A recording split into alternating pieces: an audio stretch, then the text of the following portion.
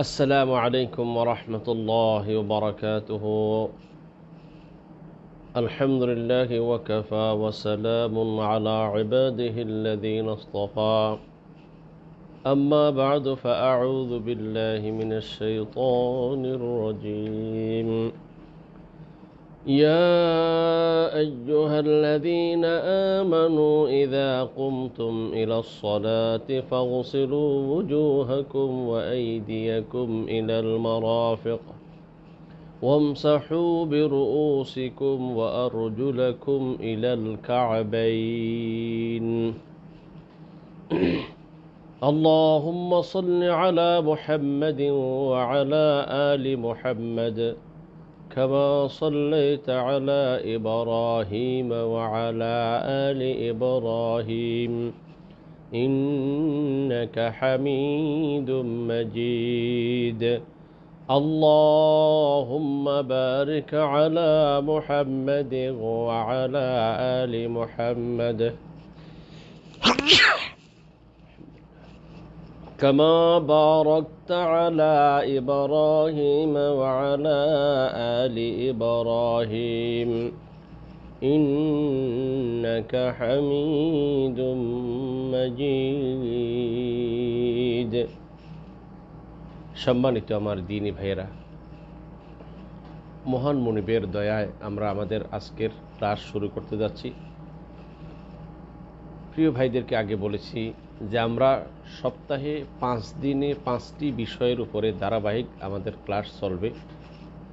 প্রত্যেক রবিবার রাত 10টায় আমাদের ক্লাসের বিষয়বস্তু হলো যে ফিকহ, যেটাকে আমরা এই ফিকহ সাবজেক্টের ধারাবাহিকভাবে ওযু, গোসল, নামাজ, রোজা এই সমস্ত বিষয়গুলো এক এক দিন এক একটা পর্বে আমরা আলোচনা করব। প্রিয় ভাইয়েরা, গত 2-3 ক্লাসে আমরা পবিত্রতার পানি সম্পর্কে, ইসলামে পবিত্রতার প্রয়োজনীয়তা সম্পর্কে বা গুরুত্ব সম্পর্কে এবং পেশাব পায়খানার আদাব বা শিষ্টাচার সম্পর্কে আমরা বিগত দাসগুলোতেও আলোচনা করেছি। আজকে বলবো যে বিষয়ে আমাদের আজকের আলোচনার বিষয় হলো, আজকের ক্লাসের বিষয়বস্তু হলো যে ওযুর ফাজাইল ও মাসাইল। প্রিয় ভাইরা, প্রথমে আমরা ওযু কাকে বলে, এই ওযু সম্পর্কে, একটা ওযুটা কী জিনিস এটা আমরা স্বাভাবিক সবাই জানি। ওযু বলতে আমরা যেহেতু আমরা মুসলমান, আমরা আলহামদুলিল্লাহ ছোটোকাল থেকে দেখে আসছি, দেখতেছি, আলহামদুলিল্লাহ নিজেরা করতেছি। ওযু হলো নির্দিষ্ট কিছু অঙ্গ প্রত্যঙ্গ ধোয়া। তো এটা ধোয়ার কিছু নিয়ত। ওযুর সংজ্ঞা হলো পবিত্রতার নিয়তে, পবিত্রতার উদ্দেশ্যে নির্দিষ্ট অঙ্গ প্রত্যঙ্গগুলো ধৌত করাকে ওযু বলা হয়। তাইলে বোঝা গেল যে ওযুর জন্য কোরআন ও সহিহ সুন্নতে যে সকল অঙ্গ প্রত্যঙ্গগুলো ধোয়ার কথা নির্দেশ এসেছে, সেই অঙ্গসমূহ ধোয়া ব্যতীত কোনো ব্যক্তির জন্য পবিত্রতা এই ওযু করা সম্ভব না। ওযুর জন্য এই অঙ্গ প্রত্যঙ্গগুলো তাকে ধৌত করতে হবে, নির্দিষ্ট কিছু অঙ্গ প্রত্যঙ্গ। তখন আসুন এবার আমরা ওযুর সংজ্ঞা জানলাম যে পবিত্রতার নিয়তে নির্দিষ্ট কিছু অঙ্গ প্রত্যঙ্গ ধৌত করার নাম ওযু। 2 নম্বর হলো যে ওযুর গুরুত্বটাকে। প্রিয় ভাইরা, আমাদের সকলের এই কথা মনে রাখতে হবে, ইবাদতের জন্য, বিশেষ করে সালাত আদায়ের জন্য এবং আরও কিছু কাজ আছে যে সমস্ত কাজের জন্য পবিত্রতা ওযুর মাধ্যমে পবিত্রতা অর্জন করাটা জরুরি বিষয়। বিশেষ করে আমরা প্রতিদিন 5 ওয়াক্ত সালাত আদায় করি। আপনারা জানেন সালাত আদায়ের পূর্ব শর্ত হলো পবিত্রতা। তার শরীর পবিত্র হওয়া লাগবে, কাপড় চোপড় পবিত্র হওয়া লাগবে, সালাত যেখানে আদায় করে সেই জায়গাটা পবিত্র হতে হবে। এক কথায় সকলের জন্যই এই পবিত্রতা একটা খুব গুরুত্বপূর্ণ বিষয়, খুব জরুরি। বিশেষ করে ওযু মানব জীবনের একটা বিশাল বড় একটা ভূমিকা ওযুর রয়েছে। কেননা ওযু ব্যতীত আমরা সালাত আদায় করতে পারি। স্বাভাবিকত মানুষ তায়াম্মুমটা তখনই, ওযুর বিকল্প পথ হলো তায়াম্মুমটা, যখন ওযু করার মতো সামর্থ্য থাকবে না, পানি পাওয়া যাবে না। সেক্ষেত্রে বাকি পানি থাকলে, সামর্থ্য থাকলে পবিত্র ওযু ছাড়া আমাদের জন্য সালাত আদায় করা শুদ্ধ হবে না। এটা একটা খুব গুরুত্বপূর্ণ বিষয়। এখন আমাদেরকে একটা জিনিস জানতে হবে কোন কোন ক্ষেত্রে ওযু প্রয়োজন, ওযু জরুরি, আর কোন কোন ক্ষেত্রে ওযু জরুরি নয়। দ্বিতীয় নম্বর পয়েন্ট, প্রিয় ভাইদেরকে বলবো 3টি কাজের জন্য ওযু জরুরি। একটি হলো সালাত আদায়ের জন্য, দ্বিতীয় হলো বাইতুল্লাহর তাওয়াফ করার জন্য, তৃতীয় হলো কোরআনুল কারীমকে কেউ যদি ধরে পাঠ করে, ধরে তেলাওয়াত করে, সেক্ষেত্রে ওযু জরুরি। তাইলে আমরা এতটুকু বুঝলাম ওযু একটি জরুরি বিষয়, কিন্তু সব ক্ষেত্রে ওযু জরুরি নয়। 3টি কাজের পূর্বে অবশ্যই ওযু করে নিতে হবে, আর কারোর যদি ওযু করার মতো সামর্থ্য না থাকে বা ক্ষতি হয়, সেক্ষেত্রে তায়াম্মুম করবে। ওযুর জন্য 3টি জায়গায় ওযু জরুরি, এটা সালাতের ক্ষেত্রে, তাওয়াফের ক্ষেত্রে এবং কোরআনুল কারীম ধরে পাঠ করার ক্ষেত্রে। এক্ষেত্রে আপনাদের আরেকটি মাসালা আমি আপনাদেরকে সকলকে বলে দিতে চাই। কোরআনুল কারীম তেলাওয়াত করার পর ধরে যদি কেউ তেলাওয়াত করে, সেক্ষেত্রে ওযুর প্রয়োজন। কোনো ব্যক্তি যদি মুখস্থ কোরআন তেলাওয়াত করে, ওযু থাকাটা ভালো, কিন্তু ওযু না থাকলেও সেখানে তেলাওয়াত তার জায়েজ হবে। কিন্তু কেউ ধরে পাঠ করার ক্ষেত্রে সেখানে পবিত্রতা জরুরি। এমনিভাবে কোরআনুল কারীমের যদি কেউ তাফসীর পড়ে, সেক্ষেত্রে বলবো যে ওযু থাকাটা ভালো, উত্তম, যেহেতু এটা ভালো কাজ। তবে তাফসীর পড়ার ক্ষেত্রে যদি কোনো ব্যক্তির ওযু নাও থাকে, তাহলে তাফসীর পড়া জায়েজ হবে। কিন্তু কোরআনুল কারীমকে সরাসরি কোরআন স্পর্শ করে ধারাটা, এটা যদিও কেউ কেউ এটাকে জায়েজ বলে মনে করেছেন, কিন্তু আমার সমস্ত বিজ্ঞ আলেমগণ এবং বিশুদ্ধ হাদিস এটার পক্ষেই যে তরজমা ব্যতীত, তাফসীর ব্যতীত শুধুমাত্র কোরআনুল কারীম যদি কেউ ইবাদতের উদ্দেশ্যে তেলাওয়াত করতে যায়, তাহলে সেখানে অবশ্যই পবিত্রতা অর্জন করেই করবে, হয় ওযুর মাধ্যমে, আর ওযু যদি সম্ভব না হয় তাহলে তায়াম্মুমের মাধ্যমে তাকে পবিত্রতা অর্জন করে তাইলে কোরআনুল কারীম তেলাওয়াত করতে হবে। প্রিয় ভাইদেরকে বলবো, ভাইরা আমার, বন্ধুরা আমার, তাইলে আমরা এই 3টি বিষয় জানলাম। ওযুর সংজ্ঞা জানলাম, ওযু গুরুত্ব সম্পর্কে একটু জানলাম, তৃতীয় জানলাম ওযু কোন কোন ক্ষেত্রে জরুরি, সেটাও আমরা জানলাম। এবার আমি ভাইদেরকে বলবো ওযুর কিছু ফজিলত, ফাজাইল সম্পর্কে বলবো। প্রিয় ভাইদেরকে বলবো, আমি এই বিষয়ে অনেক জায়গাতে অনেকবার আলোচনা করেছি, আশা করি বিস্তারিত আলোচনার প্রয়োজন হবে না, তবু একটু সারসংক্ষেপ আলোচনা করে দিচ্ছি। 1 নাম্বার, ওযুর সংরক্ষণ করা ঈমানের আলামত। এই যে ওযুর সংরক্ষণ করাটা ঈমানের আলামত। হযরতে সাওবান রাদিয়াল্লাহু আনহু বর্ণিত একটি হাদিস, সেখানে আল্লাহর রাসূল বলেছেন, ওয়া'লামু আন্না খায়রা আ'মালিকুম আস-সালাত, জেনে রেখো তোমাদের সর্বোত্তম আমল হলো, তোমাদের আমল সমূহের মধ্যে সর্বোত্তম আমল হলো সালাত। ওয়ালা ইউহাফিযু আলাল ওযুই ইল্লা মুমিনুন, আর মুমিন ব্যতীত অন্য কেউ ওযুর সংরক্ষণ করে না, করতে পারে না। তার মানে হলো ওযুর সংরক্ষণ করা, ওযুকে ইবাদত করা, ওযু অবস্থা থাকা, এটা ঈমানের আলামত, এটা মুমিনের শান, এটা ঈমানের আলামত। তাছাড়া 2 নম্বর ফজিলত হলো যে ওযুর দ্বারা আল্লাহ সুবহানাহু ওয়া তাআলা বান্দার গুনাহসমূহ ক্ষমা করে দেন এবং তার মর্যাদা বৃদ্ধি করেন। এই প্রসঙ্গে একটি বিশুদ্ধ হাদিস আপনাদের সামনে পেশ করে ইমাম মুসলিম রাহিমাহুল্লাহ হাদিসটি বর্ণনা করেছেন। হাদিসটির রাবী হলো হযরত আবু হুরায়রা রাদিয়াল্লাহু তাআলা আনহু। তিনি বলতেছেন, ক্বালা রাসূলুল্লাহ সাল্লাল্লাহু আলাইহি ওয়াসাল্লাম, আলা আদুল্লুকুম আলা মা ইয়ামহুল্লাহু বিহিল খাতায়া ওয়া ইয়ারফাউ বিহিদ দারাজাত। রাসূলুল্লাহ সাল্লাল্লাহু আলাইহি ওয়াসাল্লাম ইরশাদ করেন, আমি কি তোমাদেরকে এমন একটি আমলের কথা বলবো না, যে আমল করার কারণে তো আল্লাহ তোমাদের গুনাহসমূহকে মিটিয়ে দিবেন এবং তোমাদের মর্যাদা বৃদ্ধি করে দিবেন। সাহাবায়ে কেরাম বলেন, ক্বালু বালা ইয়া রাসূলুল্লাহ। সাহাবায়ে কেরামগণ বলেন, না, হে অবশ্যই হে আল্লাহর রাসূল, আমাদের বলুন এই আমলটি।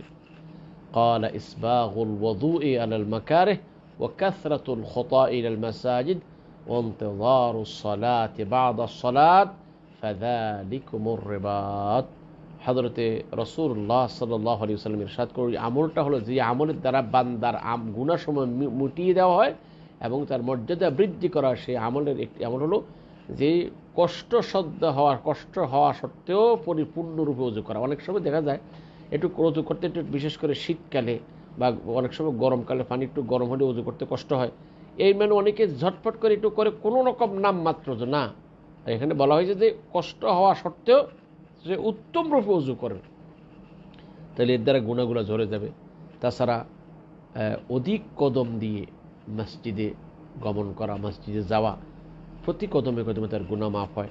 সেই জন্য এটি একটা ওযু হলো এমন একটা আমল, যে আমলের দ্বারা বান্দার গুনাহগুলা মুছে যায়, আল্লাহ মিটিয়ে দেন। এরকম অনেকগুলো হাদিস আছে। আরেক হাদিসে আল্লাহ রাসূল বলেছেন যে প্রত্যেকটা অঙ্গ ধৌত করার সাথে সাথে ওই অঙ্গের দ্বারা সংগঠিত যে গুনাহগুলো আছে সেই গুনাহগুলো ঝরে যায়, এমনকি নখের নিচের থেকেও গুনাহগুলো ঝরে যাবে। তাহলে ওযু একটি বড় ফজিলতপূর্ণ, বড় সওয়াবের একটি কাজ, বড় লাভজনক একটি আমল, যদিও আমরা অনেকেই বুঝি না এবং এর উপর আমলও করি না। তাছাড়া তৃতীয় নম্বর ফজিলত, ওযুর অনেকগুলো ফজিলতের তৃতীয় নম্বর ফজিলত হলো যে ওযু হলো উম্মতে মুহাম্মাদির আলামত। কিয়ামতের ময়দানে আমরা সবাইকে দিন উঠবো, আমাদের কাছে কোনো ইউনিফর্ম থাকবে না। উম্মতে মুহাম্মাদির সমস্ত উম্মত একসাথে উঠবে, সেখানে উম্মতে মুহাম্মাদের পরিচয়টা কী হবে? সেই জন্য রাসূলুল্লাহ সাল্লাল্লাহু আলাইহি সাল্লামকে হযরত আয়েশা রাদিয়াল্লাহু তাআলা একবার জিজ্ঞেস করেছে, ইয়া রাসূলুল্লাহ, এই যে অসংখ্য মানুষ কিয়ামতের ময়দানে উঠবে, আপনি তো তাদেরকে দেখেননি, কীভাবে চিনবেন? তা আল্লাহ রাসূল তাদের রাসূল আয়েশাকে একটা উদাহরণ দিলেন যে কারোর যদি একটা এমন ঘোড়া থাকে, যে ঘোড়াটা এক কালারওয়ালা ঘোড়া, যদি তার সামনে একটা ঘোড়ার মধ্যে যদি একটা চিত্রা ঘোড়া, যার চেহারা মাথার কপালে সাদা দাগ, হাত পায়ে সাদা দাগ থাকে, এমন ঘোড়ার যদি এক কালারের ঘোড়ার ভিতরে ছেড়ে দেওয়া হয়, তাহলে কি এই ঘোড়াটা খুঁজে বের করা কঠিন হবে? হযরত আয়েশা বলছেন, না হুজুর, এটা তো দূর থেকে অনায়াসে চিনা যাবে। হুজুর বলছেন, এই হলো আমার উম্মতের আলামত। তার ওযুর কারণে ওযুর অঙ্গ প্রত্যঙ্গগুলো কিয়ামতের ময়দানে চমকাইতে থাকবে। এর দ্বারা প্রমাণ হবে যে এটা রাসূলুল্লাহ সাল্লাল্লাহু আলাইহি ওয়াসাল্লামের উম্মত, এটা আর অন্য কারোর মধ্যে থাকবে না। আর এটা এমন নয় দুনিয়াতে একজন আরেকজনের ইউনিফর্ম চুরি করে নিতে পারে, কিয়ামতের ময়দানে এমন এক ইউনিফর্ম আল্লাহ দিবেন যেটা চুরি করার মতো বা এখানে কারো কোনো হস্তক্ষেপ করার মতো কোনো ক্ষমতা কারোর থাকবে। এটা অটোমেটিকলি আল্লাহর পক্ষ থেকে হবে, এখানে এটা কেউ চুরি করে নিতে পারবে না। তাহলে এটা আল্লাহ রাসূল বলছে, ইন্না উম্মতি ইউদআউনা ইয়াওমাল কিয়ামাতি গুররাম মুহাজ্জালিনা মিন আথারিল ওযু। আমার উম্মতকে কিয়ামতের ময়দানে তাদের হস্তপদ সাদা অবস্থায় তাদেরকে ডাকা হবে, অর্থাৎ তারা কিয়ামতের ময়দানে এমন অবস্থায় উঠবেন যে তাদের হাত পা এইগুলা সাদা থাকবে। এটার দ্বারা বোঝা যাবে যে ওযুর যে প্রভাবের কারণে তাদের এই হাত পাগুলো সাদা হয়ে থাকবে। এটার দ্বারা রাসূলুল্লাহ সাল্লাল্লাহু আলাইহি ওয়াসাল্লাম চিনতে পারবেন যে এটা আমার উম্মত। তাই এটা দ্বারা বোঝা গেল যে ওযু একটি বড় ফজিলতের কাজ, একটি বড় লাভজনক কাজ। এটা কিয়ামতের ময়দানে উম্মতের জন্য একটা বড় নিদর্শন বা আলামত স্বরূপ হবে। ৪ নম্বর হলো যে ওযুর পানি যতটুকু পর্যন্ত পৌঁছবে, আল্লাহ পাক কিয়ামতের ময়দানে মুমিনদেরকে ততটুকু পর্যন্ত তাদের অলঙ্কার পরাবেন, অর্থাৎ তাদের অলঙ্কার ততটুকু পর্যন্ত পৌঁছবে। হাদিসে আছে, হযরত রাসূলুল্লাহ সাল্লাল্লাহু আলাইহি ওয়াসাল্লাম ইরশাদ করেছেন, তাবলুগু হিল্যাতু মিনাল মুমিন হাইসু ইয়াবলুগুল ওযু। হাদিসটি ইমাম মুসলিম রাহিমাহুল্লাহ বর্ণনা করেছেন যে মুমিনের ওযুর পানি যতটুকু পর্যন্ত পৌঁছবে, তার অলঙ্কারও সেদিন তাকে ততটুকু পর্যন্ত তার পৌঁছবে, অর্থাৎ তাকে ততটুকু পর্যন্ত অলঙ্কার পরানো হবে। তাইলে এটা বোঝা গেল যে ওযুর এটা একটা ফজিলত, যে আমার ওযুর অঙ্গ প্রত্যঙ্গ যতটুকু ধুইব আমরা, সেই পরিমাণের অলঙ্কার আমাকে কিয়ামতের দিন পরানো হবে। ৫ নম্বর হলো যে ওযুর পরে ওযুর শেষে দোয়া পাঠ করা জান্নাতে প্রবেশের কারণ। হাদিসে আছে, قال رسول الله صلى الله عليه وسلم ما منكم من أحد يتوضأ فيبلغ الوضوء أو فيسبغ الوضوء ثم يقول أشهد أن لا إله إلا الله وأشهد أن محمدا عبده ورسوله إلا فتحت له أبواب الجنة الثمانية يدخل من أيها شاء أو كما قال النبي عليه الصلاة والسلام। রাসূলুল্লাহ সাল্লাল্লাহু আলাইহি ওয়াসাল্লাম ইরশাদ করেন, তোমাদের কেউ যখন পরিপূর্ণরূপে ওযু করবে, উত্তম রূপে ওযু করবে, অতঃপর ওযুর শেষে এই কালিমাটি পাঠ করে, আশহাদু আল্লা ইলাহা ইল্লাল্লাহ ওয়া আশহাদু আন্না মুহাম্মাদান আবদুহু ওয়া রাসূলুহু, অথবা কোনো করে আশহাদু আল্লা ইলাহা ইল্লাল্লাহ ওয়া আন্না মুহাম্মাদান আবদুহু ওয়া রাসূলুহু। আবার অন্য হাদিসে আছে, আশহাদু আল্লা ইলাহা ইল্লাল্লাহ ওয়াহদাহু লা শারীকা লাহু ওয়া আশহাদু আন্না মুহাম্মাদান আবদুহু ওয়া রাসূলুহু। এছাড়া অনেকগুলো বর্ণনাই আছে, সবগুলোই বিশুদ্ধ। আপনি যেটা পারেন সমস্যা না, আর পারলে সবগুলো আমরা একটু একটু করে পড়ার চেষ্টা করি, এক একদিন এক একটা পড়ব, তাহলে সবগুলো হাদিসের উপর আমল হয়ে যাবে। রাসূল সাল্লাল্লাহু আলাইহি ওয়াসাল্লাম বলেছেন, যে ব্যক্তি পরিপূর্ণ ওযু করার পরে এই কালিমাটি কালিমা শাহাদাতাইন পাঠ করবে, ফুতিহাত লাহু আবওয়াবুল জান্নাতি সামানিয়া, এই ব্যক্তির জন্য জান্নাতের ৮টি দরজা খুলে দেওয়া হবে, সে যে দরজা দিয়ে ইচ্ছা সেই দরজা দিয়ে প্রবেশ করতে পারবে। প্রিয় ভাইরা, এছাড়া এই অজুর দ্বারা আরও যে ফায়দা আছে, হাদিসে আছে রাসূলুল্লাহ সাল্লাল্লাহু আলাইহি ওয়াসাল্লাম অজু করার পরে হাসলেন, তারপরে বললেন যে ব্যক্তি পরিপূর্ণরূপে অজু করবে সেই গুনাহ থেকে এমনিভাবে পবিত্র হয়ে যাবে যেমন পাপমুক্ত অবস্থায়, গুণমুক্ত অবস্থায় তার মায়ের গর্ভ থেকে দুনিয়াতে এসেছিল। তাই আমরা সবাই এই অজুর ক্ষেত্রে পরিপূর্ণরূপে উত্তম রূপে অজু করার আমরা চেষ্টা করব। তাছাড়া 6 নম্বর অজুর ফজিলত, এটা হচ্ছে অজুর শেষে 2 রাকাত সালাত আদায় করার দ্বারা আল্লাহ সুবহানাহু ওয়া তাআলা বান্দার পিছনের সব গুনাহগুলো ক্ষমা করে দিবেন। হাদিসে আছে মান তাওয়াদ্দা ফাআহসানা ওয়াদুআহু সুম্মা সাল্লা রাকাতাইন লা ইয়াসহু ফীহিমা গুফিরা লাহু মা তাকদ্দামা মিন যামবিহি।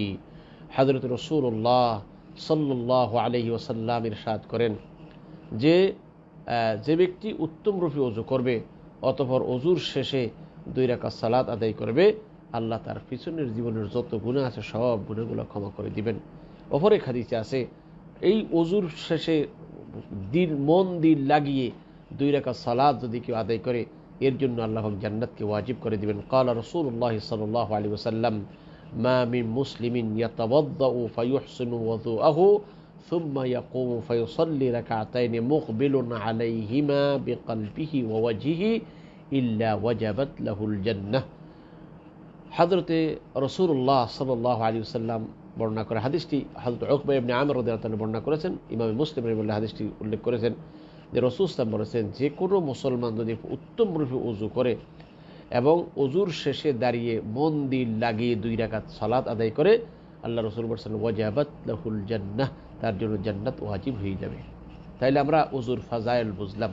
ওযুর অনেকগুলো আরও কত হাদিস রয়েছে, আমি আপনাদের উত্তর দিকে যাচ্ছি না, তবে সবাইকে বলবো যে এটা ওযুর ফজিলতের অনেকগুলো ফজিলতের একটা ফজিলত, যে আপনি যদি ওযুর শেষে সময় থাকে, আমি সকল ভাইদেরকে বলবো ভাইরা সবসময় তো পারি না, আমাদের হয়তো ব্যস্ততা থাকে, সময় থাকে না, সকলকে বলি যদি ইচ্ছা থাকে তাহলে উপায় সহজ।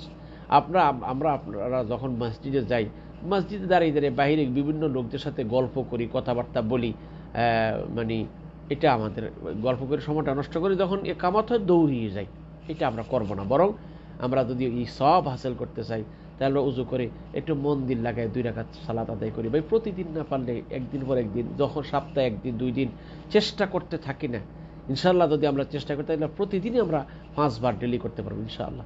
সেই জন্য সকল ভাইদের কাছে আমি আকুল আবেদন করব, এত বড় ফজিলতপূর্ণ মানে এটারে এই কাজটা আমরা ছাড়বো না।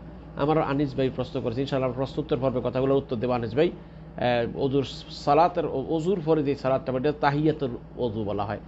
ওজুর পরে শেষে যে 2 রাকাত সালাত আদায় করা হবে সেই সালাতটাকে মানে তাহিয়াতুল ওযু বলা হয়। আমরা সাধারণত তাহিয়াতুল ওযু বলি, মসজিদে প্রবেশ করে যে 2 রাকাত সালাত পড়ি সেটাকে তাহিয়াতুল মসজিদ বলি। তাহলে ওজুর শেষের এই সালাতটা তাহিয়াতুল ওযু, এটা সুন্নত সালাত, সুন্নত। প্রিয় ভাইরা, আমরা এবার অজুর ফাজাইল জানার পরে এবার অজু শুদ্ধ হওয়ার জন্য কি কি শর্ত লাগবে এটি একটু ভালো করে শুনে নিই। 1 নাম্বার, অজু শুদ্ধ হওয়ার জন্য প্রথমে ওই অজুকারী যে আছে তাকে মুসলমান হতে হবে। কেননা অমুসলিমের কোনো ইবাদতই আল্লাহর কাছে গ্রহণযোগ্য হবে না যতক্ষণ পর্যন্ত সে ঈমান না আনবে। অতএব এটা মুসলমান হওয়া, মোমেন হওয়া এটা জরুরি। 2 নম্বর হলো যে ওই জ্ঞান সম্পন্ন হতে হবে। কেননা পাগল যে আছে, যার হুঁশ নাই, জ্ঞান নাই, পাগলের কোনো কাজ গ্রহণযোগ্য হবে না। কেননা 3 জন ব্যক্তির থেকে কলম উঠিয়ে নেওয়া হয়েছে, অর্থাৎ তাদের শরীয়তে তারা ধর্তব্য নয়। এরা কারা? একজন হলো নাবালেগ শিশু, আর একজন হলো পাগল, আর একজন হচ্ছে ঘুমন্ত ব্যক্তি। আল্লাহ রসুল বলছে রফি আল কলম আন সালাসাতিন, 3 জন থেকে কলম উঠিয়ে নেওয়া হয়েছে, অর্থাৎ তারা গুনাহগার হবে না বা তারা কোনো ইয়ে করলে তারা শরীয়তে তারা ধর্তব্য নয়।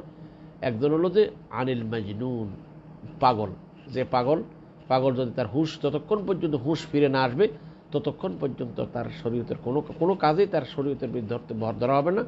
আর 2 নম্বর, এমনিভাবে মানে অসুস্থ ঘুমন্ত ব্যক্তি বলেছে যে ও আনিন নাইম হাত্তা ইয়াস্তাইকিযা, যতক্ষণ পর্যন্ত সে জাগ্রত না হবে ততক্ষণ পর্যন্ত তার এটা সব ঘুমের ভিতরে কত বকাঝোকা করছে, কত কিছু করছে, এটা কোনোটাই ধরা হবে না, কেননা সে এখন মুকাল্লাফ নয়।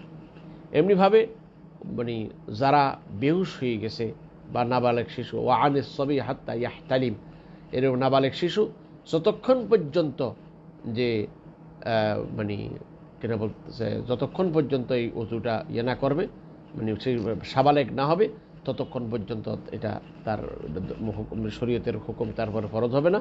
তাই শরীয়তের বিধান অনুযায়ী এই তিনজন ব্যক্তি মরফুল করবে। এই জন্য বোঝা গেল যে অজু শুদ্ধ হওয়ার জন্য মানে জ্ঞান সম্পন্ন হওয়া লাগবে, অর্থাৎ ব্রেইনটা সুস্থ আছে এমন হওয়া লাগবে।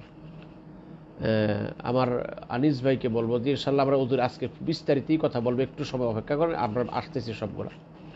তাহলে অজুর জন্য, অজু শুদ্ধ হওয়ার জন্য প্রথম শর্ত মুসলমান হইতে হবে, দ্বিতীয় নম্বর শর্ত হলো জ্ঞান থাকতে হবে, তৃতীয় নম্বর শর্ত হলো তার মধ্যে ভালো মন্দের পার্থক্য করার যোগ্যতা থাকতে হবে, চতুর্থ নম্বর যে অজুর নিয়ত থাকতে হবে।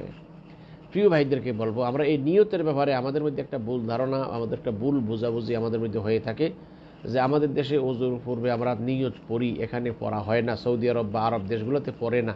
ভাইদের করে নিয়ত পড়ার বিষয় নয়, নিয়ত করার বিষয়। অবশ্যই অবশ্যই আপনাকে নিয়ত করতেই হবে, আর এই নিয়তটা মনে মনে মনের ভিতরে হবে, অর্থাৎ আমি এই পবিত্র উদ্দেশ্যে, সালাত আদায়ের উদ্দেশ্যে, পবিত্রতার উদ্দেশ্যে আমি অজু করতেছি, এই কথাটা আমার মনের ভিতরে স্থির করেই আমাকে অজু করতে হবে, তা না হলে আমার অজু শুদ্ধ হবে না। নিয়ত আমাকে অবশ্যই করতে হবে, আর নিয়তের স্থান হলো আর নিয়তু হিয়া ইরাদাতুল কলব, মনের সংকল্পের নাম হলো নিয়ত। 5 নম্বর হলো যে অজু যারা করবে, ও যেই পানি দ্বারা অজু করবে ওই পানিটা পবিত্র হতে হবে, কারণ অপবিত্র পানি দ্বারা যদি কেউ অজু করে তাহলে তার অজু শুদ্ধ হবে না, এবং পানিটা ব্যবহারে এটা পবিত্রতা অর্জন করতে পারে মতো এরকম পানি, এটা মনে রাখতে হবে। আমরা আগে বলেছিলাম পাক পানির মধ্যে পাক বস্তু মিশ্রিত দিয়ে পানির নাম পরিবর্তন হয়ে যায়, তাহলে ওই পানি দ্বারা অজু করা যাইতে পারে। যেমন আমরা বলছিলাম আপনি টিউবওয়েল থেকে এক জগ বা এক বালতি পানি নিয়ে এলেন, সেখানে একটু চিনি মিশাইলেন, চিনিও পবিত্র, পানিও পবিত্র, সাথে একটু ট্যাং মিশাইলেন, এখন এটা শরবত হয়ে গেছে, জুস হয়ে গেছে। এই জুস দ্বারা যদি কেউ উজু করে উজু হবে না, কেননা এটা পানির নামে আর নামকরণ করা হয়নি, বরং এটার নাম এখন শরবত হয়ে গেছে, সেই জন্য এটা দিয়ে উজু করা যাবে না। তাহলে এমন পানি হতে হবে যেই পানিটা পবিত্র, এটা পবিত্রতা হাসিল করার যায় এইরকম পানি হইতে হবে। তারপরে 6 নম্বর যে জিনিসটা থাকতে হবে যে পানি পৌঁছতে মানে পবিত্রতাকে নষ্ট করে দেয় এমন কোনো জিনিস তার মধ্যে না থাকে। যেমন কথার কথা, একজন মানুষ সুস্থ মানুষ, সে একদিক দিয়ে একটু প্রস্রাব করতেছে, আরেকবার ওই দিক দিয়ে অজু করতেছে, কথার কথা, এমন যদি হয় তাইলে তার অজু শুদ্ধ হবে না। হ্যাঁ, যদি কোনো ব্যক্তির এরকম প্রস্রাব অনবরত ঝরতে থাকে, সেই বেচারা অপারগ মাদুর, তার জন্য শরীয়তের আলাদা মাসালা। কিন্তু একজন লোক দেখা যাচ্ছে যে প্রস্রাব করতেছে, এখন প্রস্রাব শেষ এই দিক দিয়ে কুলি কাজ অজুর কাজ শুরু করে দিচ্ছে, না, এটা হবে না, তাকে আগে প্রস্রাব শেষ করে দিতে হবে। অথবা কেউ মনে করেন কোনো একটা এমন কাজ করতেছে যে অজু ভেঙে যায়, এমন কাজও করতেছে আবার অজুও করতেছে, না, এই সমস্ত কাজ থেকে সম্পূর্ণ বিরত হয়ে থাকতে হবে, তারপরে অজু করতে হবে। অর্থাৎ অজু ভেঙে ফেলে এমন কাজ যেন তার মধ্যে না হয়। হ্যাঁ, যদি মাযুর হয় সেক্ষেত্রে, কারণ একজন মনে করেন বাতাস বের হচ্ছে, এটা বন্ধ হচ্ছে না, সেটা মাযুর, প্রস্রাব পড়তেছে মাযুর, কিন্তু এমনি অজু করতেছে তার এটা কোনো সবসময় পারে না, ওই সময় সে বাতাস ছাড়তে চালিয়ে যাবে, কথার কথা, এমন হলে তার যেমন আগে এগুলো সব শেষ করো, তারপর অজু শুরু করে, তাতে অজু ভঙ্গের কারণ তার সাথে পাওয়া না যায়। 7 নম্বর হলো তো অজুর স্থান সময় এমন জিনিস যেন না থাকে, বা যে জিনিস পানি পৌঁছতে, অজুর জায়গাগুলোতে পানি পৌঁছতে বাধা স্বরূপ হয়, এটা একটু ভালো করে খেয়াল রাখেন। যেমন আপনি যদি অজু করেন আর অজুর সময় অজুর ভিতরে আপনার হাতে বা কোথাও যদি প্লাস্টার লাগিয়ে রাখেন, অথবা অন্য কোনো এমন কোনো জিনিস লাগিয়ে রাখেন যেগুলোর দ্বারা ওই অজুর স্থানে পানি পৌঁছে না, এমন যদি হয় তাহলে আপনাকে আগে যে পানি পৌঁছতে বাধা হয় এমন যে বিষয়গুলো আছে এগুলোকে আপনাকে দূর করতে হবে, তারপরে আপনি উজু করবেন। তাহলে আমি ভাইদেরকে বলবো যে 7 নম্বর হলো যে অজুর স্থান সময়ে পানি পৌঁছতে বাধা হয় এমন কোনো বস্তু থাকলে সেটা দূর করতে হবে, তারপরে অজু শুদ্ধ হবে। এবার আমি ভাইদেরকে বলবো যে আমরা অজু শুদ্ধ হওয়ার জন্য 7টি শর্ত এখানে আলোচনা করেছি। এবার যে বিষয়টা আমরা আলোচনা করবো সেটা হলো যে অজুর ফরজ কয়টি। প্রিয় ভাইদেরকে বলবো অজুর ফরজ হলো যে 4টি, কেউ কোনো কিতাবে 6টির কথা আছে, কিন্তু কোরআনুল কারীম অনুযায়ী অজুর ফরজ হলো 7টি। কোরআনুল কারীমে সূরা মায়েদার ভিতরে যে কথাটা আল্লাহ কোরআনুল কারীমে বলেছেন, সূরা মায়েদার 6 নম্বর আয়াতে আল্লাহ বলেছেন, ইয়া আইয়ুহাল্লাযীনা আমানু ইযা কুমতুম ইলাস সালাতি ফাগসিলু ওয়ুজুহাকুম ওয়া আইদিয়াকুম ইলাল মারাফিক ওয়ামসাহু বিরুউসিকুম ওয়া আরজুলাকুম ইলাল কা'বাইন। আল্লাহ রাব্বুল ইজ্জতুল জালাল এই আয়াতে বলেছে, ইয়া আইয়ুহাল্লাযীনা আমানু ইযা কুমতুম ইলাস সালাত, হে ঈমানদারগণ তোমরা যখন নামাজের জন্য প্রস্তুতি নিবে, নামাজের জন্য মানে নামাজ পড়ার ইচ্ছা করবে, আর তোমরা যদি বেউযু থাকো তাহলে কী করো, তোমরা তোমাদের মুখমণ্ডল ধৌত করো, তারপর তোমাদের হস্তদয় কনুই সহ ধৌত করো, তারপরে তোমাদের মাথাকে মাসাহ করো এবং দোনো পায়ের টাকনু সহ ধৌত করো। এখানে 4টি কাজকে পড়ে, এই জন্য সমস্ত ওলামাদের একমত যে 4টি কাজের ব্যাপারে সব আলেমরা মধ্যে এই 4টি ফরজ। বাকি কোনো আলেমগণ নিয়ত করাকে ফরজ বলেছেন, সেটাকে তারা ফরজ বলে। বাকি আমরা বলবো যে অধিকাংশ মত অনুযায়ী 4টেই ফরজ, আমরা 4টা ফরজ ধরবো। তাহলে ওযুর ফরজ 4টি, সমস্ত মুখমণ্ডল ধৌত করা, এক কানের লতিতে অপর কানের লতি পর্যন্ত, চুলের গোড়া থেকে থুতনি পর্যন্ত, এটা হলে যে মানে দৈর্ঘ্যের প্রস্থে একটু রক্ত দিতে হবে। এর মধ্যে যদি একটুও যদি আপনার কোথাও যদি শোক না থাকে তাহলে আপনার অজু শুদ্ধ হবে না, এটা আমাদের মনে রাখতে হবে। তারপরে আমরা বলছিলাম যে অজুর ফরজ 4টি, তারপরে সমস্ত মুখমণ্ডল ধৌত করা, দোনো মানে হাতের কনুই সহ ধৌত করা এবং মাথাটা পূর্ণ একবার মাসাহ করা এবং দোনো পায়ের টাকনু গিরা সহ ধৌত করা, এই 4টি হলো ফরজ। 2টি কাজ ওয়াজিব, বিজ্ঞ আলেমগণ 2টি কাজকে ওয়াজিব বলেছেন, তবে কারো কারো মতে এটা সুন্নত, কিন্তু অধিকাংশ আলেমদের মতে ওয়াজিব। এটা কোরআন হাদিসের দিকে তাকালে এটা অবশ্যই এইটাই প্রমাণ করে। যেমন 2টি কাজ কি কি? একটি কাজ হলো যে ধারাবাহিকতা রক্ষা করা, তার মানে হলো অজুর ফরজগুলো আদায়ের ক্ষেত্রে প্রথমে মুখমণ্ডল, তারপরে দোনো হাতের কনুই সহ ধৌত করা, তারপরে মাথাহ মাসাহ করা, তারপরে দোনো পায়ের টাকনু সহ ধৌত করা। এখানে সিরিয়াল মেনটেন করা, এটা হলো ওয়াজিব। কেউ যদি আগে গিয়ে দেয় হাত ধুই ফেললো, তারপরে যে মাথা মশাই করলো, এরপরে তারপরে সে মানে কিনা বলতেছে চেহারা ধুইল, তাহলে শরীয়ত অনুযায়ী কোরআন যেভাবে নির্দেশ দিয়েছেন সেই নির্দেশ অনুযায়ী ওই কাজটি হয় নাই, তার ওযু শুদ্ধ হবে না। তাই সিরিয়াল অনুযায়ী করার চেষ্টা করবে যেভাবে কোরআনে বর্ণনা করেছেন। 2 নম্বর হলো যে মুআলাত বলা হয়, তার মানে হলো একটা অঙ্গ ধৌত করার পরে এই অঙ্গটা শুকানোর পূর্বে পরবর্তী অঙ্গটা ধৌত করা। যেমন কথার কথা, আপনি ওযু করার সময় ডান হাতটা ধুইলেন, ধোয়ার পরে আপনার টেলিফোন আসলো, টেলিফোনে কথা বলতে 10 মিনিট কথা বললেন, 10 মিনিট পরে টেলিফোন কাইটে এরপর বাম হাত ধুইতে গেলেন, তাইলে এই ওযুটা এটা শুদ্ধ হয়নি। এক অঙ্গ শুকানোর পূর্বে অপর অঙ্গ ধৌত করতে হবে। 2 পায়ের মধ্যে এক পা আপনি ধুইছেন, আরেক পা ধোয়ার আগে টেলিফোন আসছে বা কারোর সাথে কথা বলতেছেন, এই কথা বলতে বলতে ওই পাটা শুকিয়ে গেছে, তাহলে আপনার শরীয়তের দৃষ্টিতে আপনার ওযু শুদ্ধ হবে না, আপনাকে আরেকবার ওই ওযুটা করতে হবে। সেই জন্য এ সম্পর্কে অনেকগুলো হাদিস রয়েছে, সেই হাদিসগুলোর দ্বারা এটা প্রমাণিত হয় যে আল্লাহ রাসূল সাল্লাল্লাহু আলাইহি ওয়াসাল্লাম বলেছেন, হাদিসে আছে, আন্না রাজুলান তাওয়াদ্দাআ ফাতারাকা মাওদিআ যুফরিন আলা কাদামিহি ফাআবসারাহু নবী সাল্লাল্লাহু আলাইহি ওয়াসাল্লাম ফাকালা ইরজি' ফাআহসিন ওযুআকা ফারাজা'a সুম্মা সাল্লা। হাদিসটি ইমাম মুসলিম রাহিমাহুল্লাহ বর্ণনা করেছেন যে রাসূলুল্লাহ সাল্লাল্লাহু আলাইহি ওয়াসাল্লাম এক ব্যক্তিকে দেখলেন যে এক নোক পরিমাণ জায়গা তার শরীরের ওযুর স্থানের মধ্যে শুকনা রয়েছে। আল্লাহ রাসূল সাল্লাল্লাহু আলাইহি ওয়াসাল্লাম যখন দেখলেন, দেখার পর বলছেন, তুমি যাও, ফিরে গিয়ে আবার পরিপূর্ণ ওযু উত্তম রূপে ওযু করে আসো। ওই লোকটি গেলেন, গিয়ে আবার উত্তম রূপে ওযু করে এসে নামাজে দাঁড়ালেন। তাহলে এর দ্বারা বোঝা গেল যে ওযু যারা করবে তাদের জন্য একটা অঙ্গ শুকানোর পূর্বে আরেকটা অঙ্গ ধুতে হবে। যদি এই মুআলাত এক অঙ্গ শুকানোর পূর্বে আরেক অঙ্গ ধৌত করাটা জরুরি না হতো, রাসূল সাল্লাল্লাহু আলাইহি ওয়াসাল্লাম বলতে যে তোমার যেই জায়গাটাতে তোমার শুকনা আছে সেই জায়গাটা ধুই ফেললে হয়ে যেত। কিন্তু যেহেতু পুনরায় ওযু করতে বলেছেন, বিজ্ঞ আলেমদের একদল আলেম এটা বলেছেন যে এক্ষেত্রে বোঝা যায় যে সেই ব্যক্তিকে আবার নতুন করে আবার কি করা লাগবে, ওযু করা লাগবে। সেই জন্য আমি ভাইদেরকে বলবো, ভাইরা এটা আমরা অবশ্যই সবাই খেয়াল রাখার চেষ্টা করব। এবার আমরা এই যে ওযু করার যে বিষয়টা ফরজ আমরা 4টি এবং 2টি ওয়াজিব আমরা আলোচনা করলাম। এবার রয়ে গেল যে এই 2টা ওয়াজিব আর 4টি ফরজ ব্যতীত যত কাজ ওযুর ক্ষেত্রে করা হয় সবগুলো হলো সুন্নত, সবগুলো কি সুন্নত। তাই তবে সুন্নত বলে অবহেলা করে ছেড়ে দিলে হবে না, বরং আমাদেরকে এই সুন্নতগুলো মানতে হবে। কারণ নবীর ভালোবাসার একটা শ্রেষ্ঠ আলামত হলো জীবনের প্রতিটি ক্ষেত্রে রাসূলুল্লাহ সাল্লাল্লাহু আলাইহি ওয়াসাল্লামের সুন্নতকে অনুসরণ করা। এই ওযুর সুন্নতগুলো হলো, প্রথমে ওযুর পূর্বে মিসওয়াক করা। আল্লাহ রাসূল বলেছেন, লাউলা আশুক্কা আলা উম্মতি লা আমারতুহুম বিসওয়াকি ইনদা কুল্লি ওযু।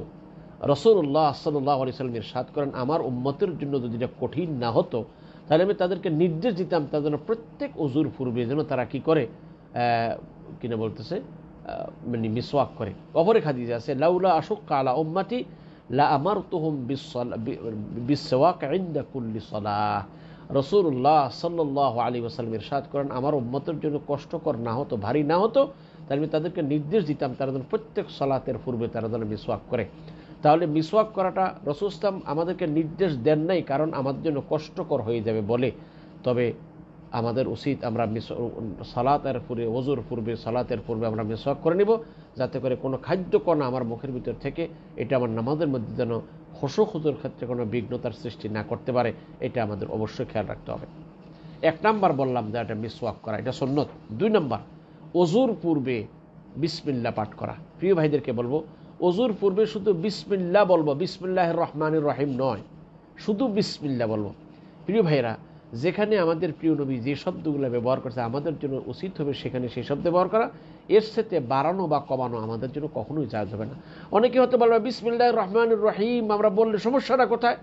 বলবো যে আমাদের প্রিয় নবী মুহাম্মদ রাসূল সাল্লাল্লাহু আলাইহি ওয়াসাল্লাম জীবনে কখনো ওযুর শুরুতে বিসমিল্লাহির রহমানির রহিম পুরাটা পাঠ করেন নাই, শুধু বিসমিল্লাহ বলেছেন। রাসূলুল্লাহ সাল্লাল্লাহু আলাইহি ওয়াসাল্লাম আমার আর আপনার সাথে লক্ষ কোটি গুণে বেশি আল্লাহকে ভালো জানতেন, আল্লাহ সম্পর্কে আল্লাহকে ভালোবাসতেন। ইসলাম তার মাধ্যমে এসেছে, তা আমাদেরকে তার ফলো করতে নির্দেশ দেওয়া হয়েছে। তিনি যেহেতু জীবনে একবারও পূর্ণ বিসমিল্লাহ কখনো বলেন নাই, তাইলে অবশ্যই মনে করতে হবে যে এর মধ্যে আমাদের জন্য কোনো কল্যাণ নাই, কারণ উম্মতের জন্য কল্যাণ এমন কোনো কাজ আল্লাহ রাসূল ছেড়ে যান নাই, বরং তিনি সবগুলা আলোচনা করেছেন, আমাদের জানিয়ে দিয়েছেন। তাইলে ওযুর পূর্বে বিসমিল্লাহ পাঠ করা এটা সুন্নত, ওযুর পূর্বে বিসমিল্লাহ পাঠ করা সুন্নত। 3 নাম্বার, ওযুর শুরুতে প্রত্যেক দোনো হাতের কবজি সহকারে 3 বার ধৌত করা সুন্নত। ওযুর পূর্বে দোনো হাতের কবজি 3 বার ধৌত করা সুন্নত, এটা 3 নম্বর। 4 নম্বর যে কুলি করা এবং নাকের পানি দেওয়া, নাক ভালো করে নাক সাফ করা, এটা হলো সুন্নত, ইস্তেনশাক বলা হয়।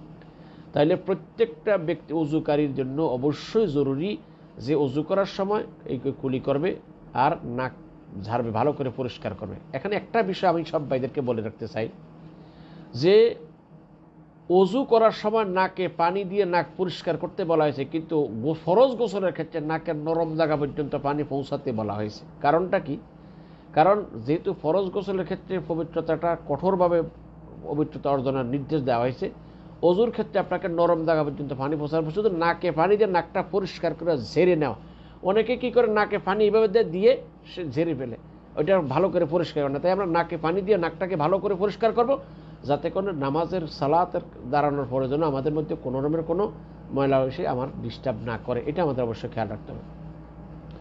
আরেকটা জিনিস আমি এখানে আপনাদেরকে স্মরণ করাই দিতে চাই, প্রিয় ভাইয়েরা, এই যে আমরা সাধারণত কুলি করার সময় এই 3 বার কুলি করে 3 বার নাকে পানি দেই, এটাও আমল আছে, কিন্তু আরেকটা আমল আছে, সেটা হয়তো আমাদের মধ্যে এটা প্রচলিত নাই। সেটা হলো এই হাতের তালুতে পানি নিয়ে কিছু পানি দিয়ে কুলি করবে আর কিছু পানি দিয়ে নাক পরিষ্কার ধুইবে। দুইটা এটাও বিশুদ্ধ হাদিস দ্বারা প্রমাণিত। আবারও বলছি, মানে এই হাতের সিল্লুতে পানি নিয়ে, হাতের কোষে পানি নিলেন, নিয়ে একটু মুখে কুলি নিলেন আর একটু নাক দিয়ে পরিষ্কার করলেন, এটা হাদিস দ্বারা প্রমাণিত।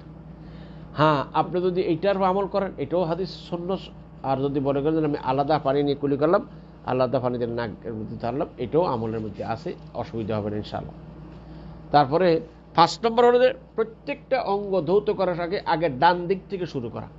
আমরা যে আগে ধৌত করে হাতের ডান দিক, তারপরে পা ধুইতে পায়ের ডান দিক, মাথা আমরা সামনের দিক থেকে নিয়ে পিছের দিকে যাব, অর্থাৎ ডান দিক থেকে শুরু করা, এটা সুন্নাহ, এটা আমাদের অবশ্যই খেয়াল রাখতে হবে। 6 নম্বর হলো যে নাকে পানি দেয়া এবং কুলি করার ক্ষেত্রে একটু বাড়িয়ে করা, তার মানে একটু উত্তম রূপে করার চেষ্টা করা। অনেকে পানি মুখে নিয়ে ফেলে দেয়, না, পানিটা মুখের ভিতরে নিয়ে ঘুরাইতে হবে, যাতে করে কোন দাঁতের চিপায় কোথাও যদি খাদ্যকণা থাকে তাহলে সেটা যেন ওই পানির জাম দেওয়ার সাথে সাথে যেন পড়ে যায়, সরে যায়, এটা আমাদের মনে রাখতে হবে। সব বাইরে আমরা এই করার কথা খেয়াল করব। তারপরে উত্তম নাকে পানি দেওয়ার ক্ষেত্রে নাক পানি দিয়ে একবার ভালো করে পরিষ্কার করে করে দেয়, যাতে করে কোনো ময়লা নাকের মধ্যে না থাকে। আবার নামাজের যখন দাঁড়াবেন তখন এসে যেন এইগুলোর দ্বারা আমার নামাজের মধ্যে অন্য মনস্ক হতে না হয়, এটা খেয়াল রাখবেন। 7 নম্বর অনুযায়ী প্রত্যেকটা অঙ্গকে 3 বার ধৌত করা সুন্নাত। তাইলে মনে রাখতে হবে অজুর অঙ্গ প্রত্যঙ্গগুলো একবার একবার ধৌত করা ফরজ, আর দুইবার বা তিনবার ধৌত করা সুন্নত। নিষ্প্রয়োজনে তিনবারের অধিক ধৌত করা বেদাত। আবারও বলছি ভাইরা, অজুর অঙ্গ প্রত্যঙ্গগুলা একবার একবার ধৌত করা ফরজ, ভালো করে কসলিয়ে ধুতে হবে, কোথাও যেন শুকনা যেন না থাকে। অজুর অঙ্গ প্রত্যঙ্গগুলোকে কসলিয়ে ধোয়াটা একবার একবার করা ফরজ, দুইবার এবং তিনবার করা এটা সুন্নত। সওয়াবের নিয়তে বেশি সওয়াব পাওয়ার আশায় তিনবারের অধিক করা বেদাত। হ্যাঁ, তিনবারের অধিক করা জায়েজ হবে তখন যদি আমার অজুর অঙ্গের মধ্যে এমন কোনো জিনিস লেগেছিল যেটা তিনবারে ধোয়া এটা যায় না, আরও ধোয়া লাগতে পারে, সেক্ষেত্রে তিনবার না পাঁচবার ধুলে সমস্যা নেই, যেহেতু আমার ময়লা পরিষ্কার করা দরকার। যেমন মনে করেন কথার কথা একজনের মাঠে কাজ করে আসছে, আইসা ধুইছে, দেখা যাচ্ছে কাদা রয়ে গেছে, অথবা যারা অন্য রঙের কাজ করে বা ইয়ের কাজ করে তারা হয়তো কাজ দেখে যে উজু করে ধোয়ার পরে দেখা গেলো যে আরও একটু ইয়ে রয়ে গেল, তখন কি করবে? বলে যে এটা তিনবারের জায়গায় পাঁচবার ধুলে সমস্যা না। তবে ময়লা চলে যাওয়ার পরে স্থান পরিষ্কার হয়ে যাওয়ার পরে বেশি ধুলে বেশি সওয়াব, এই কথা মনে করে যদি কেউ যে কেনা বলতেছে অজুর অঙ্গ প্রত্যঙ্গগুলো তিনবারের বেশি ধোয়, তাহলে এটা বিদআতে পরিণত হয়ে যাবে, এটা আমরা করব না। 8 নম্বর হলো যে যাদের ঘন দাড়ি আছে, এই দাড়িগুলা খিলাল করা এটা সুন্নত। মনে করো যাদের দাড়ি ঘন, মুখ ধুইছে, হাতে পানি নিয়ে দাড়িগুলো এভাবে খিলাল করে দিবে, দাড়িগুলা খিলাল করে নেবে, যাতে করে কোথাও আর কোনো শুকনার সম্ভাবনা না থাকে, এটা আমাদের খেয়াল রাখতে হবে।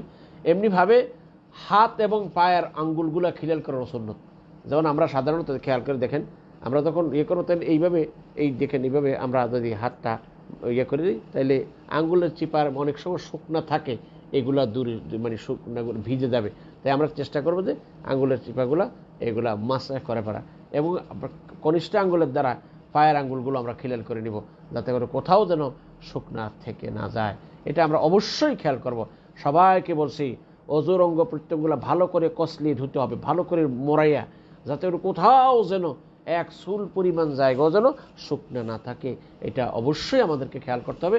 তা না হলে অজু শুদ্ধ হবে না, আর অজু শুদ্ধ না হলে আমাদের সালাত শুদ্ধ হবে না। সেই জন্য আমি আমার ভাইদেরকে বলবো, ভাইরা খুব গুরুত্বপূর্ণ বিষয়, অবহেলা করলে আমার সালাতে নষ্ট হয়ে যাবে।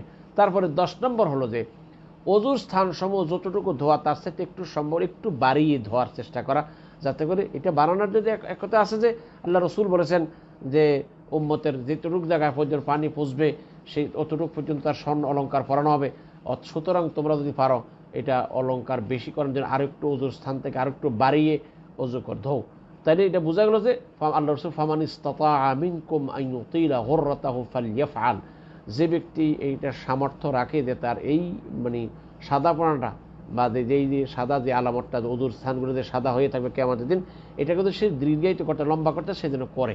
তার মানে হলো অজুর স্থান আমরা হাতের কনুই সহ ধোয়ার সময় আরেকটু উপরে একটু বাড়াতে হবে, একেবারে যে আমরা সবসময় এটা বগল পর্যন্ত নিয়ে যাবো তা না, মানে একটু বাড়িয়ে ধোয়া, এটা চেষ্টা করো। তার এটার হলো যে এটা হলো একটা যে নিশ্চিত হয়ে গেল যে কোথাও যেন আমার অজুর অঙ্গগুলোর ভিতরে কোনো শুকনো থাকার সম্ভাবনা থাকবে না, এটা খেয়াল রাখবেন। যদি আপনি বর্ডারে দোন, সেখানে হয়তো একটু বেশ কম থাকতে পারে, এটা খেয়াল রাখবেন। তাছাড়া অজুর অঙ্গ প্রত্যঙ্গগুলো মোড়ানো, এটার কসলানো, এটাও সুন্নত। অজুর অঙ্গ প্রত্যঙ্গগুলো এগুলো কসলানো সুন্নত। কারণ হাদিসে আছে হযরতে রাসূলুল্লাহ সাল্লাল্লাহু আলাইহি ওয়াসাল্লামের ব্যাপারে এক সাহাবী বলতেছেন, রাআইতু রাসূলুল্লাহ সাল্লাল্লাহু আলাইহি ওয়াসাল্লাম ইযা তাওয়াদ্দাআ ইয়াদলুকু আসাবিআ রিজলাইহি বিখিনসারিহি, যে রাসূল সাল্লাল্লাহু যখন তিনি কি করতেন, ওযু করতেন, তাহলে হাত এটা কি করতে করেন, আসাবিআ রিজলাইহি বিখিনসারি, হুজুরের মানে পায়ের আঙ্গুলগুলোর কি করতেন, খিনসার দ্বারা এটা মানে এগুলোর মানে রগর মোড়াইতেন, যে এটার মোড়াই মানে এটার কষ্টাইতেন আর, যেটা আমাদের ভাষায় কষ্টানো বলা হয়। তারপরে আরেকটা বিষয়, একটা সুন্নত রয়েছে, এটা আমাদের মধ্যে হয়তো আমল নাই। মানুষ অনেক সময় মানে উজু করার পরে মাঝে মধ্যে ওই যে কাপড়ের মধ্যে কোনো ভিজে থাকলে একটা শয়তানি ওয়াসওয়াসা আসে যে এখানে মধ্যে পেশাব লাগছে, তো এইটা দূর করার পর উজুর শেষে এই লজ্জাস্থান থেকে একটু পানি ছিটিয়ে দেওয়া। তার এটা এই জন্য যে সালাতে দাঁড়ানোর পরে যদি শয়তান ওয়াসওয়াসা দেয় তোমার এখানে তো একটু ভিজে লাগে, না জানি পেশাব বাড়িছে, তখন আপনি বলতেন না এটা পানি দিচ্ছে, তাহলে ও শয়তানি ওয়াসওয়াসা দূর করে, এটাও সুন্নত, সেখানে আমরা চেষ্টা করব। তারপরে সর্বশেষ যেটা বলবো যে অজুর স্থানসমূহ মানে ধোয়ার ক্ষেত্রে, পানি ব্যবহার করার ক্ষেত্রে ইসরাফ বা অপব্যয় না করা, এটা একটা গুরুত্বপূর্ণ বিষয়। ভাইয়ের আমার, বর্তমান পৃথিবীতে খুব কম সংখ্যক লোকে এই মশালাগুলা গুরুত্ব দেয়, অধিকাংশরা এর গুরুত্ব দেয় না। এটা একটু ভালো করে শোনেন। অর্থাৎ অজু করার ক্ষেত্রে প্রয়োজনের অতিরিক্ত পানি ব্যবহার না করা। আপনি মনে করেন কথার কথা, আপনার ঘরে পানি আছে, টিউবওয়েল ছাড়িয়ে দিলে জমার মতো চলতেছে না, এটা ঠিক না।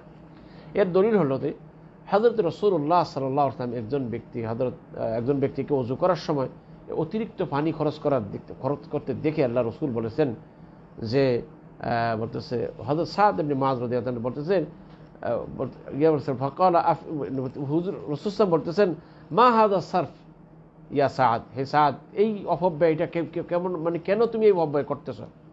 ওই সাহাবী বলতেছে ফাকালা আফিল ওযু ইসরাফুন, ইয়া রাসূলুল্লাহ, ওযুর মধ্যে কি ইসরাফ আছে, অপব্যয় আছে? ক্বালা নাআম ওয়া ইন কুনতা আলা নাহরিন জারিন, যদি প্রবাহিত নাহারেও তুমি ওযু করো, প্রবাহিত নদীতেও তুমি যদি ওযু করো, তাহলে সেখানেও তুমি প্রয়োজনের অতিরিক্ত পানি খরচ করবে না। সেই জন্য আমরা ওযু করার সময় অবশ্যই খেয়াল করবো যে প্রয়োজনে অতটুকু অবশ্যই ব্যবহার করব, প্রয়োজনের অতিরিক্ত টেপ ছেড়ে দিয়ে রাখবো আর পানি যেতে থাকবে, এটা হয়তো এটা অন্যায়, এটা ঠিক না, এইভাবে আমরা করবো না। এই মোট 13টি, আরও অনেক আছে, তার 13টি আমি বললাম সুন্নত। এবার আসুন আমি আপনাদেরকে সংক্ষিপ্ত 1-2 মিনিটের ভিতরে যে কথাটা আপনাদেরকে বোঝাতে চাচ্ছি যে মানে অজুটা আমরা কিভাবে করব। তাই আমি বলবো, প্রথমে অজুকারী যিনি আছে, আবার সবাইকে বলছি একটু মনোযোগ দিয়ে শোনেন। অজুর জন্য প্রথমে অন্তরে পবিত্রতার নিয়ত করব, তারপরে মিসওয়াক করে, তারপর মুখে মানে বিসমিল্লাহ বলবো, মুখে উচ্চারণ করে বিসমিল্লাহ বলবো, তারপরে দোনো হাতের কবজি পর্যন্ত 3 বার ধৌত করব, তারপরে হাতে পানি নিয়ে কুলি করব, নাকে পানি দিয়ে নাক পরিষ্কার করব, তারপরে দোনো হাতে পানি নিয়ে সমস্ত মুখমণ্ডল একেবারে চুলের গোড়া থেকে থুতনি নিচ পর্যন্ত, এক কানের লতি থেকে অপর কানের লতি পর্যন্ত পুরাটা আমরা ভালো করে কসলাইয়া ধৌত করব। তারপরে হাতের পানি নিয়ে এই মাথার আগে থেকে কনুই সহ 3 বার ধৌত করব, প্রথমে ডান হাত, তারপরে বাম হাত, তারপরে সমস্ত মাথাটা একবার মাসাহ করব। পানি নিলাম, এটা ছেড়ে ফেললাম, তারপরে মাথার সামনের দিকের থেকে নিয়ে আবার পিছন দিকে ঘুরে থেকে আবার ফিরিয়ে নিয়ে আসবো, এটা একবার মাসাহ করব। ডান হাতের আঙ্গুলটা বাম হাতের ভিতরে দিয়ে বাম হাতের আঙ্গুলটা ডান হাতের ভিতরে খেলাল করব, এবং দাঁড়ের গণ দাঁড়িয়ে আছে একটু পানি নিয়ে আমরা এইভাবে দাঁড়িগুলা খেলাল করে নেব। তারপরে টাকনু সহ দোনো পা টাকনু সহ ধৌত করব, আর ধৌত করার সময় কনিষ্ঠ আঙ্গুল দ্বারা ফায়ার আঙ্গুলগুলো খেলাল করে নিব, এবং ওযুর শেষে আশহাদু আল্লা ইলাহা ইল্লাল্লাহু ওয়াহদাহু লা শারীকা লাহু ওয়া আশহাদু আন্না মুহাম্মাদান আবদুহু ওয়া রাসূলুহু, এই কালিমা শাহাদাতেন পাঠ করব। এই হলো ওযুর নিয়ম। সমস্ত ভাইদেরকে বলবো আমরা সুন্দরভাবে ওযু করার চেষ্টা করি। ওযুটা যদি সুন্দর হয় তাহলে ইনশাআল্লাহ আমাদের নামাজটা পরিপূর্ণ হবে, আর না ওযুটা যদি ঠিকমতো না করি আমার নামাজই হবে না। তাই জন্য অবশ্যই আমরা এটা চেষ্টা করবো যে এই ওযুটা ঠিকমতো করার জন্য। এবার আমি ভাইদেরকে বলবো যে কী কী কারণে ওযু নষ্ট হয়, এটা একটু মনে করে খেয়াল করেন। 1 নাম্বার, ভালো করে মনে রাখতে হবে যে পেশাব পায়খানার রাস্তা দিয়ে যে কোনো জিনিস বের হোক ওযু নষ্ট হয়ে যাবে। পেশাব পায়খানার রাস্তা দিয়ে বাতাস বাইর হোক, পেশাব বাইর হোক, পায়খানা বাইর হোক, কৃমি বের হোক, রক্ত বের হোক, ফুস বের হোক, এক কথায় এই 2 রাস্তা দিয়ে যে কোনো জিনিস বের হবে, সব জিনিসের দ্বারাই ওযু নষ্ট হয়ে যাবে, মনে রাখতে হবে। এইভাবে গভীরভাবে ঘুমানোর দ্বারা ওযু নষ্ট হয়ে যায়, গভীরভাবে ঘুমানোর দ্বারা ওযু নষ্ট হয়ে যাবে। এমনিভাবে কিনা বলতেছে কারোর শরীর উত্তেজিত হয়ে যাওয়ার কারণে যদি এর থেকে মানে মজি বা বনি যেটাকে বলা হয়, এটা আমরা মজি বলা হয়, যেটা কামরস, এটা বেরোতে ওযু নষ্ট হয়ে যাবে। এক কথা এটা আমরা যেটা সব কিছু যে কোনো জিনিস প্রস্রাব পায়খানা রাস্তায় বেরোবে, এটা ওযু নষ্ট হয়ে যাবে। এমনিভাবে কিনা বলতেছে মহিলাদের মাসিক আসার দ্বারা ওযু নষ্ট হয়ে যাবে, বা বাচ্চা প্রসবের কারণে ওযু নষ্ট হয়ে যাবে, তাদের এই ওযু হবে না। এমনিভাবে কিনা বলতেছে যে সমস্ত মহিলাদের বা পুরুষের সবসময় মানে পেশাব পায়খানা রাস্তায় কোনো কিছু বের হয় বা রক্ত বের হয়, এর দ্বারা ওযু নষ্ট হবে। তবে যারা সবসময় যাদের বের হয় আর এটা বন্ধ করা সম্ভব না, তারা মাযুর প্রত্যেক সালাতের জন্য নতুন নতুন ওযু করে সালাত আদায় করবে।